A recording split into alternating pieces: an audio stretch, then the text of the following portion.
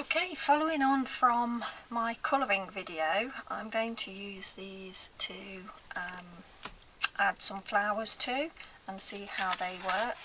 I printed off some images that I've just taken from Canva. I searched, I think it was vintage flowers or something like that. So what I'm going to do is just tear some of those and add them to the centre of these and see how that looks.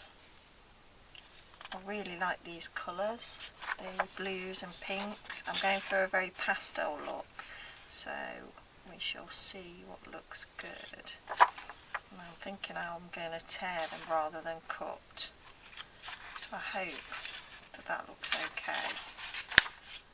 Just going to go.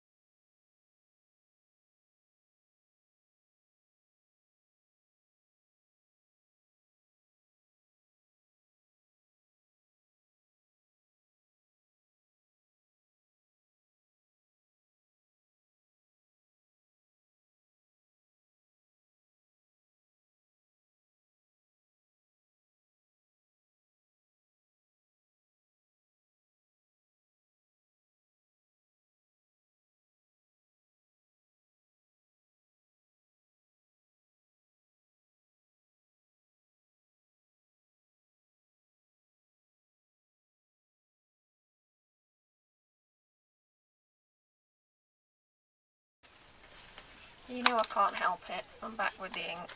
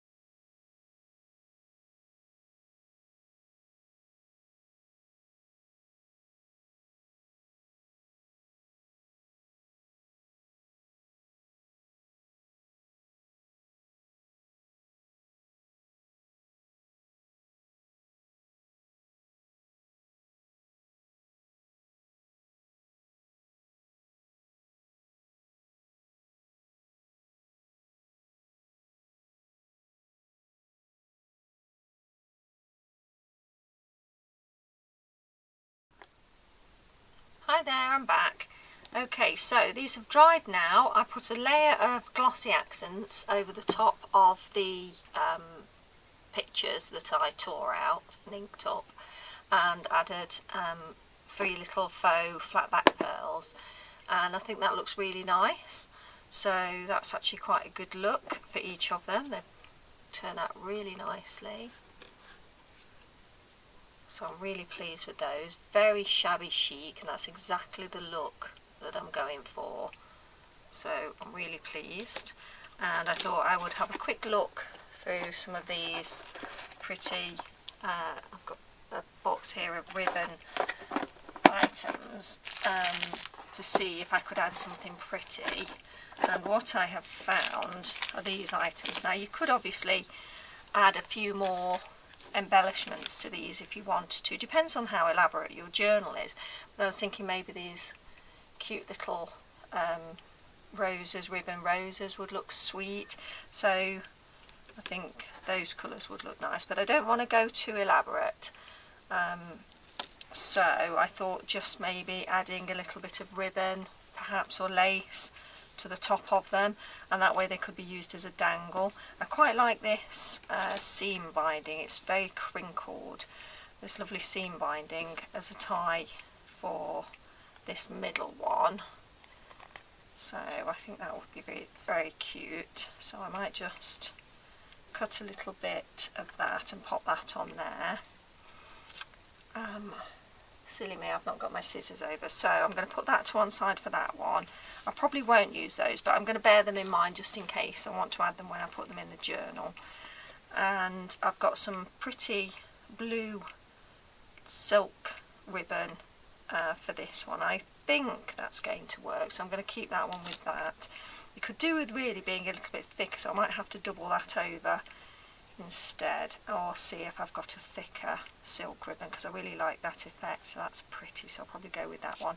And I've picked out, I think I'm going to use this sort of greeny turquoise lace maybe, or perhaps this blue silk ribbon for this one. So that'll just finish them off nicely, and then they can be used as dangles on a book, or alternatively I could just layer up the lace and they could go on a page perhaps, just as a decoration. So yeah, I'm quite pleased with how they've turned out. I haven't totally decided how I'm going to use them yet, but I know that they are going to go into a journal.